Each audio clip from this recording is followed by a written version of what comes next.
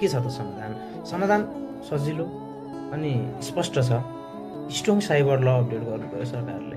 गलत न्युज, कसैप्रति गलत न्युज, कसैको चरित्र हत्या गर्ने तरिकाले न्युज बनाइएको छ भनेपछि त्यही अनुसारको कारबाही हुनु पर्यो तुरुन्तै। अनि अर्को कुरा रहेको छ फेक न्युज पोस्ट गर्ने जुन पेजहरू हुन्छन् यिनीहरूलाई चाहिँ अटो ब्यानको सिस्टम हुनु पर्यो। अटो ब्यानको सिस्टम हुनु पर्यो। भिडियो पोस्ट भएको आधी घन्टा 1 घन्टाभित्रै त्यो पेज चाहिँ अटो बन्द हुने सिस्टम भयो भनेपछि फेक न्युज पोस्ट गर्ने सिस्टम चाहिँ बन्द हुन्छ। अनि अर्को कुरा रहेको छ डिजिटल लिटरेसी स्कुलदेखि नै स्टार्ट हुनु पर्यो। किनभने स्कुलदेखि नै यो सिस्टम लागू गरियो भनेपछि के सही के गलत भनेर छुट्याउन सकिन्छ। त्यो बेलाबाटै हामीमा वृद्धि हुन्छ र हामीले के सही के गलत भनेर छुट्याउन सक्छौँ सजिलै। अनि अर्को कुरा रहेको छ सोसियल मिडिया कम्पनीहरूसँग डाइरेक्ट कोअर्डिनेसन गर्नु पर्यो। किन भन्दाखेरि त्यहीँदेखि कन्ट्रोल होस्। फेक न्युज पोस्ट भयो भनेपछि सोसियल मिडिया कम्पनीहरूले नै बन्द गरिदिने सिस्टम हुनु पर्यो, कोअर्डिनेसन गर्नु पर्यो उनीहरूसँग। अर्को रहेको छ इन्डिपेन्डेन्ट मोनिटरिङ बडी।